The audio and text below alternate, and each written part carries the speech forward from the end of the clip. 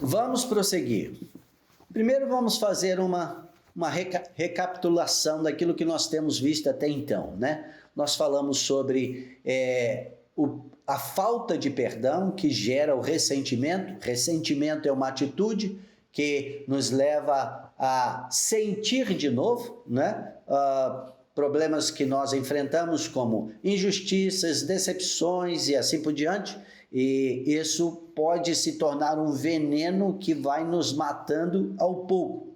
Aí falamos sobre a importância do perdão, é um requisito para se ser perdoado, traz libertação e também é uma proteção contra conflitos espirituais, emocionais, psicológicos. Falamos um pouquinho sobre doenças psicossomáticas que as pessoas desenvolvem pela falta de perdão. E aí depois entramos nas características do perdão, que não é um sentimento, não é uma emoção, mas é um mandamento aos filhos de Deus. Ele é abrangente, ele é universal, isso significa que não pode ser restrito apenas às pessoas do nosso ciclo, mas todos aqueles que de alguma forma cruzam o nosso caminho ou que nós cruzamos o caminho deles, né? Deve ser uma atitude constante na nossa vida e é também uma escolha que fazemos, não é algo que nós sentimos. Também falamos que a característica do perdão é assumir o prejuízo. Lembram disso? Que ninguém consegue perdoar se ele não estiver assumindo sobre si o prejuízo que alguém lhe causou. E que Deus nos perdoa porque em Cristo Jesus ele tomou sobre si as nossas dores, os nossos pecados, todas as nossas injúrias contra ele e contra o próximo. Jesus morreu na cruz pelos nossos pecados, todos eles, e por isso ele tem condição de nos perdoar quando nós, com o coração quebrantado, contrito, chegamos a ele pedindo perdão, porque ele tomou sobre si esse prejuízo, né? Aí entramos naquele ponto que fala como que nós devemos perdoar. Lembra dos 5 pontinhos que eu falei que deve estar na palma da nossa mão? Primeiro, segundo, terceiro, quarto e quinto. E aí eu disse que o primeiro dedinho é escolher perdoar, depois depender da graça de Deus, depois, terceiro, voltar a fazer o melhor possível a pessoa que nós perdoamos e disciplinar a nossa mente, não aceitando pensamentos negativos, ruins contra a pessoa a quem nós perdoamos, e que nós devemos depois orar abençoando, profetizando vida sobre as pessoas a quem nós perdoamos. Quando nós entendemos essa estrutura e esses passos que nós precisamos firmar, é muito difícil que o ressentimento ache lugar na vida de uma pessoa, né? Agora, como que nós aplicamos isso? Perdoar a quem? É o assunto que nós estamos trazendo hoje, nesta meditação nossa. Perdoar a quem? Aí, claro, alguém vai prontamente responder às pessoas que nos têm ofendido. Isso é verdade. Porém, nós precisamos ser um pouco mais cautelosos, minuciosos nesse contexto, porque muitos de nós carregamos traumas nas nossas emoções, nas nossas vidas, com situações do passado que nós pensamos ter resolvido, mas não foram resolvidas. E aí, o primeiro que aparece na lista de perdoar a quem é a nossa família, nossos pais. É comum que filhos guardem ressentimentos contra seus pais e por muitas razões diferentes.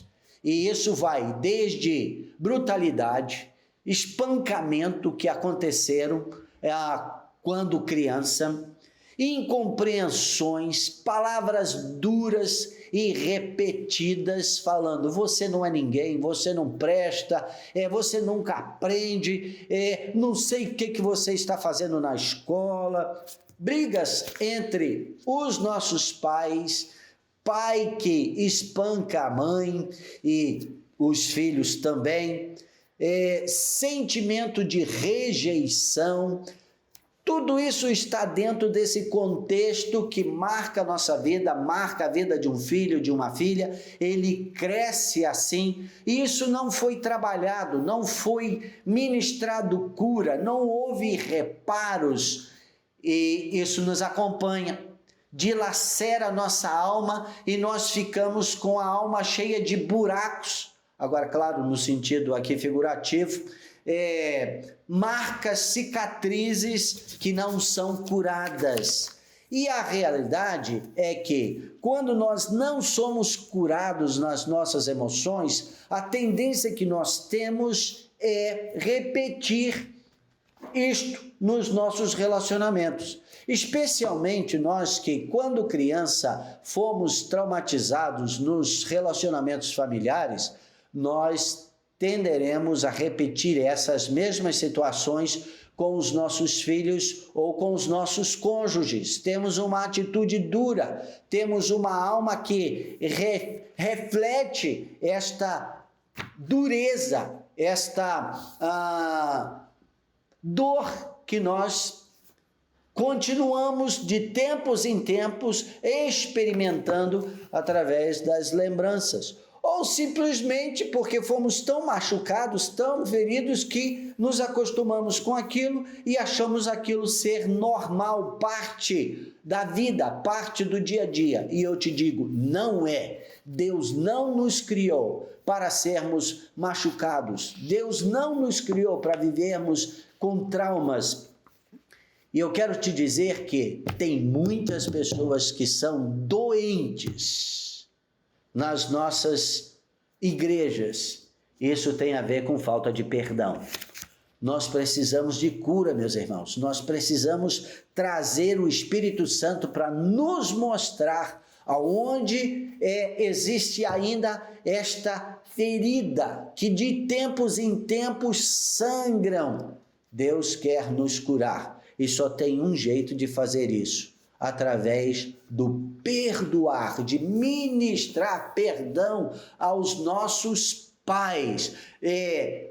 Nós temos que lembrar das situações. E eu quero te dizer que, às vezes, acontece de pessoas que são feridas com falta de perdão a pais que já morreram.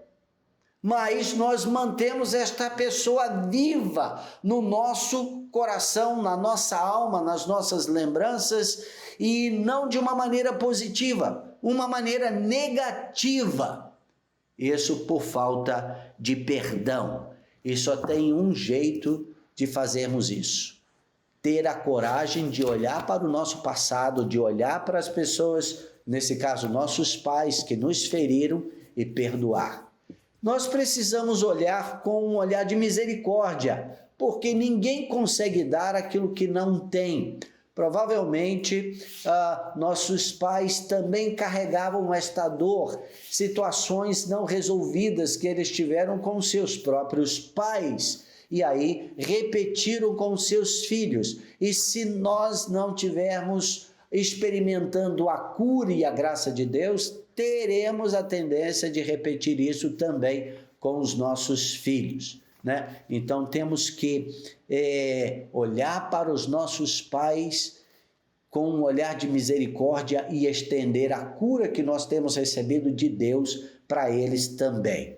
E nós precisamos fazer isso. Tenha coragem, se esse é o seu caso, tenha coragem de olhar para trás e ministrar, dizer: eu perdoo meu pai, eu perdoo a minha mãe, eu perdoo meu pai por ter abandonado a família, que é o caso que muitas vezes acontece. O pai sai de casa e deixa a mãe com os filhos. Às vezes acontece o contrário também, mãe que saem de casa e deixam os filhos, ou por causa de violência, por causa de adultérios, ou situações com bebedices, que no caso o pai ou a mãe eram alcoólatras, e isso trouxe muitos problemas para a família toda, especialmente sobre a vida dos filhos, nós precisamos ministrar cura ao nosso espírito, à nossa alma, perdoando essas situações dos nossos pais. Isso também, dentro da família, se estende a irmãos e a cônjuges, pessoas bem próximas da nossa vida. Nós necessitamos de perdoar as pessoas que nos feriram, eram pessoas tão íntimas. Eu já ouvi dizer que a maneira mais fácil de ferir alguém, machucar alguém, é se a pessoa estiver próxima. Aí você pode machucá-la. Isso significa também que as maiores feridas na nossa alma, no nosso espírito, são causadas pelas pessoas que estavam tão próximas da gente, que nós não tínhamos barreiras contra estas pessoas, as pessoas mais íntimas. Elas, pela proximidade e pelo fato de nós não termos resistência a elas, de termos aberto o coração para confiança nestas pessoas, nos tornamos vulneráveis. E isso gera, muitas vezes, complicações. Eu já tive que ministrar pessoas que tinham muitos problemas, por exemplo, avós que abusaram sexualmente de netos, pessoas íntimas, pessoas que nós só esperamos o bem e de repente acontece alguma coisa assim. Já tive que ministrar pessoas que tiveram situações com incestos, abuso sexual provocado por irmãos, pessoas dentro da própria família. Meus irmãos, isso traz um problema tão profundo na alma, no espírito dessa pessoa que foi vitimada, que golpeia diretamente a capacidade de confiar em alguém. E isso, se não for tratado, se não for curado, nós levamos na nossa vida para a vida adulta. E aí, o que acontece? Nós perdemos a capacidade de confiar nas pessoas. Acontece no casamento também. Pessoas que entram no casamento com essa dificuldade de confiar, de se entregar totalmente ao cônjuge, porque foram feridas profundamente na sua alma, porque a confiança foi traída, a pessoa foi manipulada, foi violentada nas suas emoções, foi traumatizada. E só tem um jeito da pessoa resolver essa parada, e através do perdão. Eu me lembro que uma vez eu estava no centro de Belo Horizonte, estava no meu carro, esperando alguém que estava fazendo compra, e de repente uma pessoa chegou para mim para pedir uma ajuda, pedir um dinheiro, né? Ela tinha um problema sério na perna e estava andando de muleta, chegou perto da minha janela e pediu uma ajuda. Então eu comecei a ministrar aquela pessoa, peguei o dinheiro, fiquei com o dinheiro na mão para ela saber que eu estava disposta a dar alguma coisa, mas ao mesmo tempo aproveitando a oportunidade para ministrar essa pessoa. E aí essa pessoa fala: puxa vida, eu estou gostando muito da sua conversa, está me fazendo muito bem. E ela começou a abrir o coração e disse: eu não era assim, mendigo, precisando da ajuda dos outros. Eu tinha casa, tinha uma família, eu tinha um comércio, tinha carro, tinha moto. Em outras palavras, era uma pessoa próspera. E eu falei: mas aí, o que aconteceu? Por que você hoje está nessa situação? Você não tem mais família nem nada? Aí ele começou a dizer: sabe, eu cometi um adultério, me envolvi com uma pessoa, e essa pessoa era muito envolvida com o espiritismo. Eu larguei a minha família e me envolvi nesse outro relacionamento, e de repente eu comecei a perder tudo. Eu perdi tudo que eu tinha. Perdi a confiança da minha esposa, perdi o relacionamento da família com os meus filhos e fui perdendo tudo. E aí, de repente, eu dei uma pausa e falei, pois é, se você quiser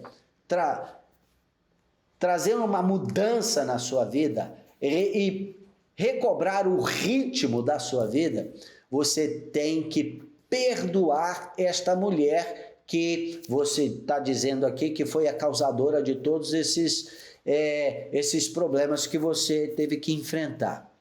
Quando eu falei, você tem que perdoar esta mulher, este homem teve um acesso de ira e literalmente ele ficou possesso e ele perdeu o equilíbrio, caiu no chão, quebrou o retrovisor do meu carro e lá no chão ele espumava, né? E ele levantou de novo e disse, eu não vou perdoá-la nunca. Eu quero mesmo que ela morra, que ela viva na sarjeta. E começou a praguejar contra a mulher. E me deixou lá e saiu, foi embora. Não quis nem saber de continuar a conversa e nem de receber a ajuda, né? No caso, o dinheiro que eu tinha separado para ele. Foi embora.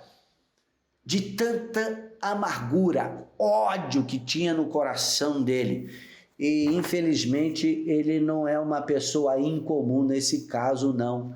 Tem muitas pessoas assim, com tanto veneno na alma, tanto veneno na vida, que não consegue tocar em determinados assuntos ou ter determinadas lembranças, porque ele não consegue se ver livre do ressentimento. E geralmente essas coisas mais aguçadas são causadas pelas pessoas mais íntimas do coração, né?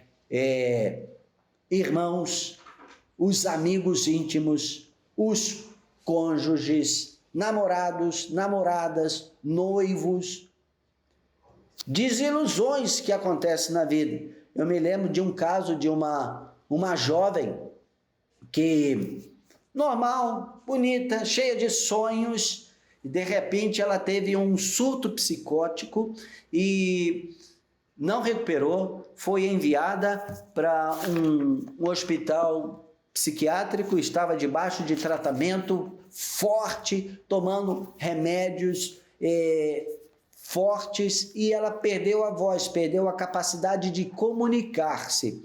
E procurando saber um pouco mais do caso dela, e a única pessoa que ela aceitava era, assim, para conversar com ela alguma coisa, era o psiquiatra dela, né? Aí os pais estavam me dizendo que isso aconteceu a partir do momento que ela foi abandonada na igreja.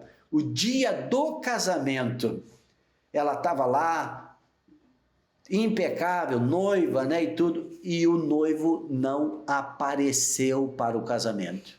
O casamento foi frustrado e ali foi cancelado porque o noivo não apareceu. Daquele momento em diante, ela entrou nesse surto e ela ficou tão mal, tão mal, tão mal, que perdeu a voz e ela desenvolveu uma agressividade muito grande contra homens. Então, ela generalizou a atitude do noivo, né, para os homens de uma maneira geral e perdeu a vida praticamente, a saúde, a capacidade de se relacionar por causa do ódio, do ressentimento. E eu já tive a oportunidade de visitar algumas clínicas psiquiátricas e eu vou te dizer, tem muitas pessoas que têm problemas psicológicos que na realidade é falta de perdão e estão hoje tendo que fazer tratamentos seríssimos e é lento a recuperação, porque a medicina não trata deste assunto, trata do corpo, trata da mente, mas não trata exatamente do contexto espiritual e emocional de alguém. Alguns poucos se dão o entendimento de que nós somos esse conjunto de corpo, alma e espírito, né? tudo isso está ligado e funcionando juntamente. E eles não conseguem ver e tentam separar uma coisa da outra. Mas quando nós perdoamos, nós somos curados, somos libertos. E as pessoas mais íntimas têm essa capacidade de nos ferir de uma maneira mais profunda. E nós precisamos levar isso em consideração. Eu me lembro também que eu estava lendo um livro, foi o quê? Foi Paul Yong-cho, um coreano que escreveu muito sobre a igreja nos lares e tudo, e ele conta algumas experiências muito interessantes. Uma destas foi de um homem que durante o período da guerra, ele era uma pessoa que trabalhava e operava maquinários pesados, e ele conseguiu um emprego muito bem pago, que era de abrir trincheiras num campo de guerra para os soldados se abrigarem, né? Era um emprego de muito risco, mas que pagava muito bem. E ele, como ele era um operador de máquinas pesadas, ele foi contratado. E ele passou meses fora. E ele e a esposa, eles tinham um alvo, que era de construir a própria casa deles, ter uma casa própria, como é o normal de toda a família, né? E ele lá nesse emprego, longe da casa, passou alguns meses fora de trabalho pesado, e todo o salário que ele recebia, ele enviava para casa, enviava para a esposa. Ficava apenas com o necessário pela manutenção dele. Quando o serviço acabou, que ele voltou para casa, e ele esperava ser recebido pela família, com festa e tudo. E ao chegar no aeroporto não tinha ninguém esperando por ele. Aí ele tomou as providências, chegou em casa, e quando chegou em casa, surpresa, tinha outras pessoas morando na casa dele, e que ele não conhecia. Ou seja, a esposa saiu da casa, alugou a casa, e ela amaziou-se com outra pessoa, abandonou tudo, e todo o dinheiro que ele mandou para a construção do sonho deles, ela tomou posse daquilo e construiu a própria vida dela com outra pessoa. Ele entrou num estado de raiva, de ira, de decepção, que acabou com a vida dele. Ele estava vivendo praticamente na sarjeta, e voltou a trabalhar e tudo, pelo menos para se manter, mas ele era um poço de amargura por aquilo que tinha acontecido. E aí, um amigo dele, vendo o estado lastimável que ele se encontrava, disse para ele: olha, vá conversar com um pastor, que eu vou na igreja dele, ele tem uma palavra muito boa, e eu acho que ele pode te ajudar a resolver essa situação, porque ele estava cheio de pensamentos de assassinato e de suicídio. Ele queria matar a esposa, matar o amante dela, e depois ele ia dar um fim na vida dele. Essa era a conversa dele, e ele não estava sabendo resolver essa situação. E aí ele aceitou, depois de muita insistência do colega de trabalho, né, ir lá conversar com o pastor. Aí o pastor Paul fez as perguntas para ele e tudo, e aí ele contou essa história que eu acabei de narrar para vocês, e aí o pastor disse: olha, eu sei que você quer se vingar, eu sei que você fala em matar a esposa e tudo, mas, sabe, eu quero te ensinar uma maneira melhor, mais nobre de você se vingar. Qual que é essa maneira? É você mostrar para ela que ela perdeu um grande partido, que você é uma pessoa muito melhor do que o que ela achou, que você é uma pessoa nobre e digna. Então, a melhor maneira de você se vingar dela é mostrando isso.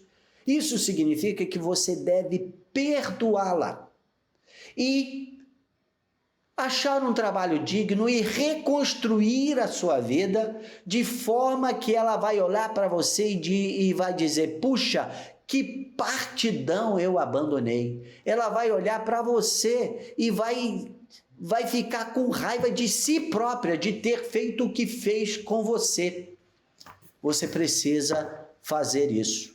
E ensinou ele o processo de perdão, ensinou ele esses pontozinhos, né? 1, 2, 3, 4, 5, que eu já compartilhei. E ele entrou num processo de acompanhamento pastoral, se converteu e a vida dele mudou, transformou totalmente, porque ele entendeu a razão do perdão, da necessidade de perdoar. E mais tempo o pastor encontrou ele de novo e viu que ele estava prosperando, estava melhorando a vida, já tinha refeito as situações, e ele disse: pastor, eu consigo hoje orar pela minha ex-mulher, orar para que Deus mude a vida dela, e eu estou orando para que Deus possa refazer o nosso casamento. Meus irmãos, isso só é possível quando nós entendemos a importância do perdão.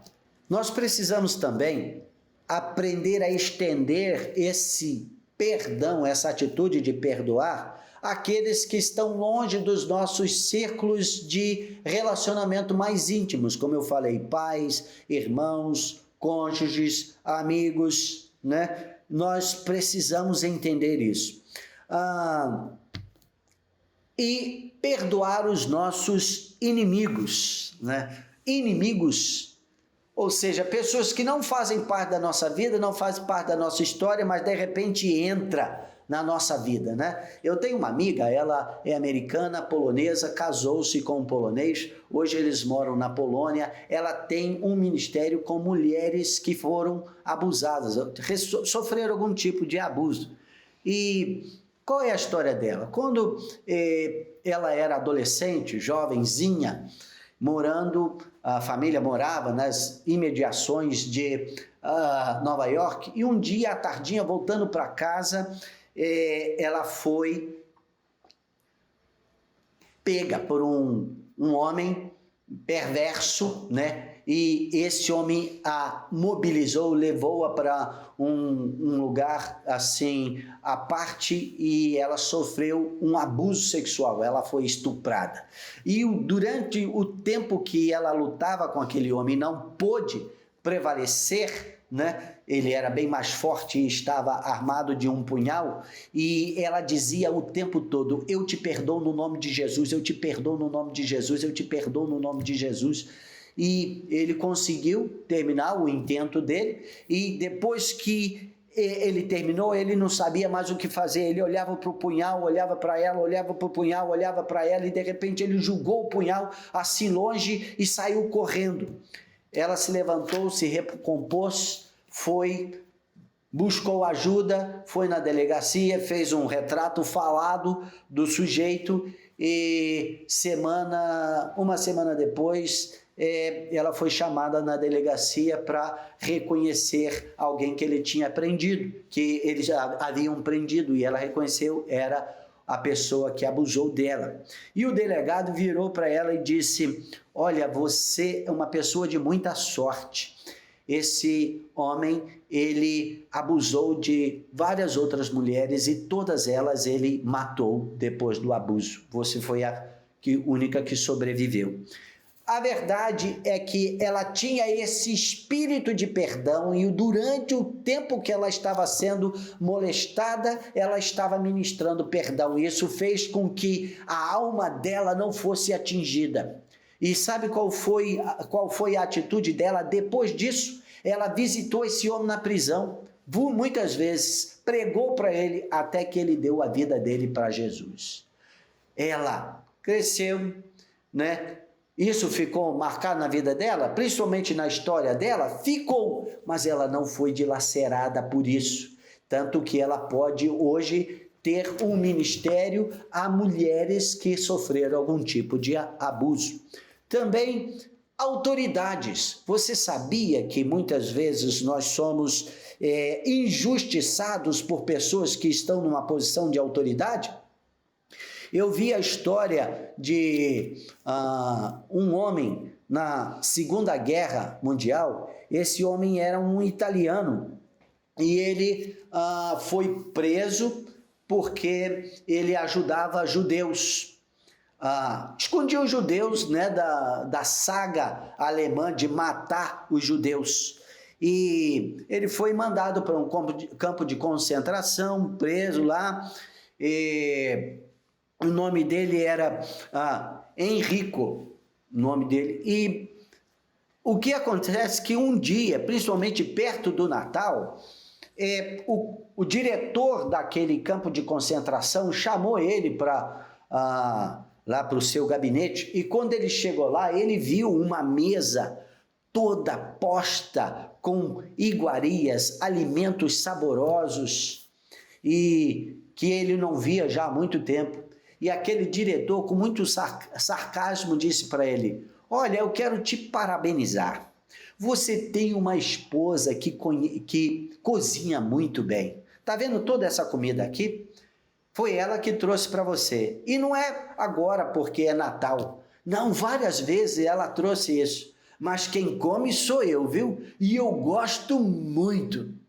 Pode ir embora. Levou ele de volta para a cela dele, né? E a guerra acabou. Ele foi liberto.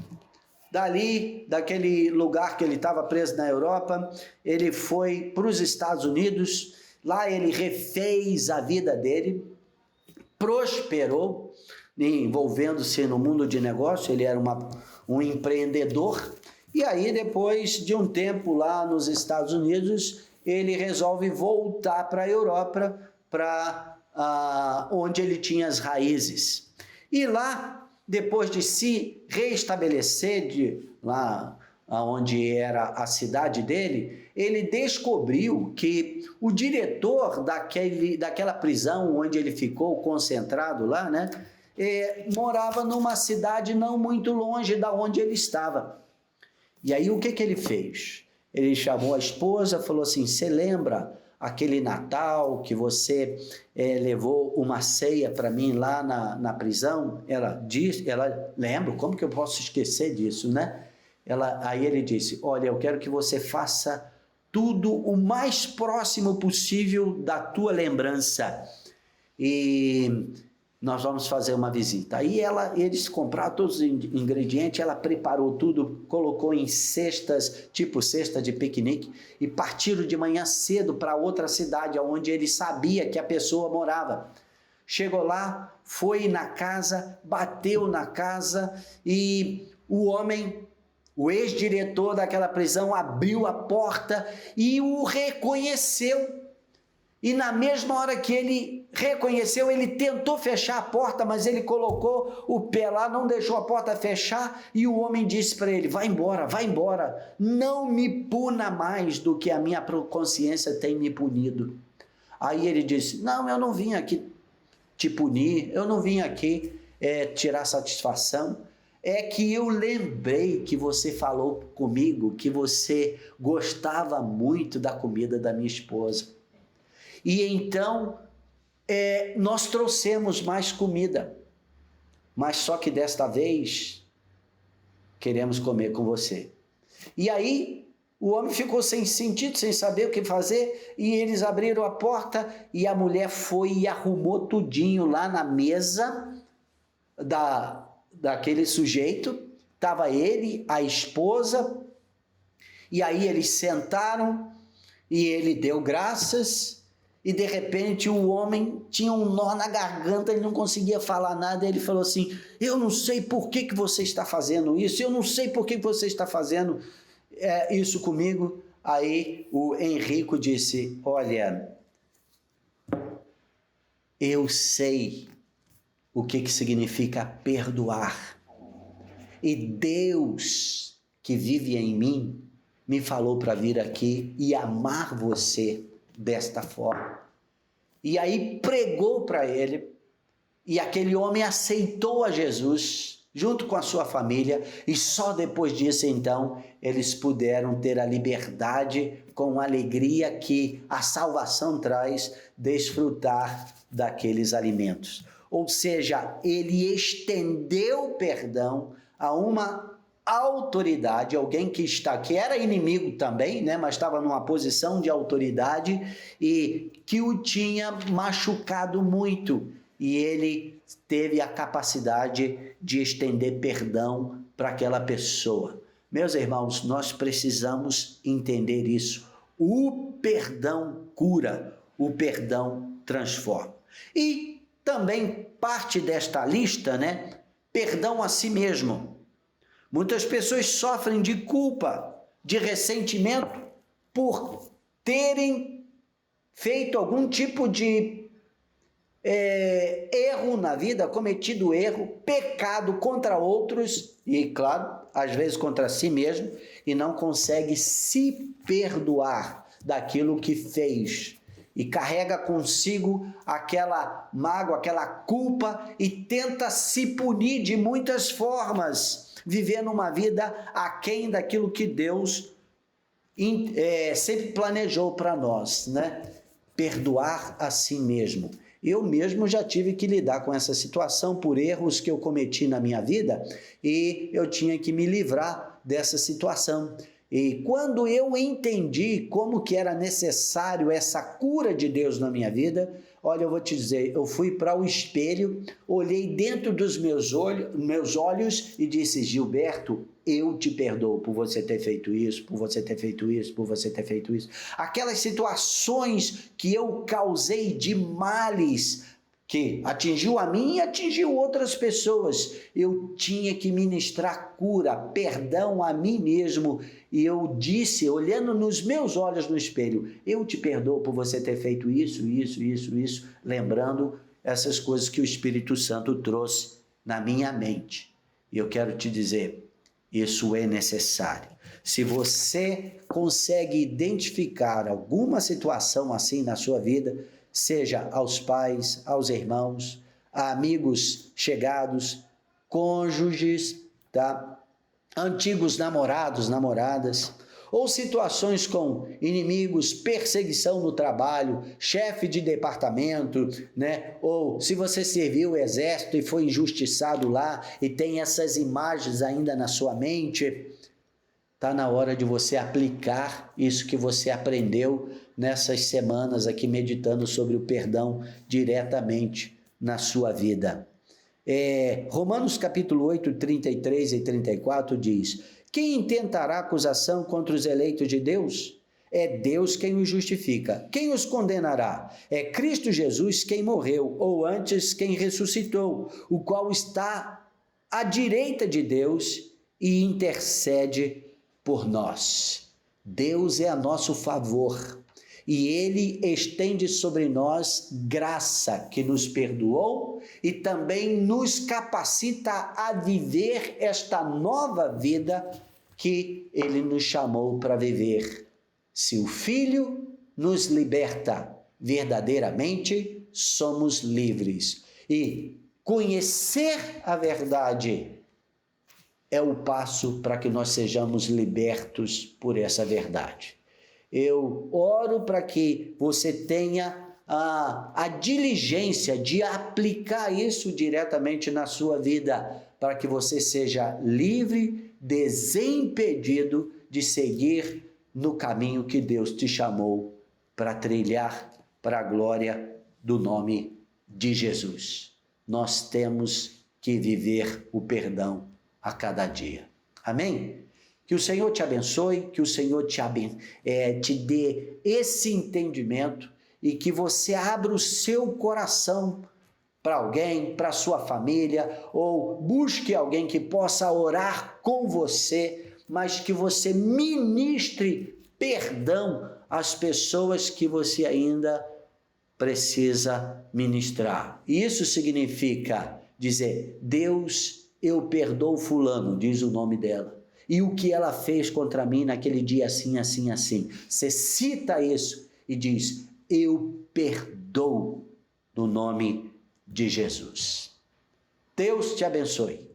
Até o nosso encontro presencial na igreja no domingo. Amém.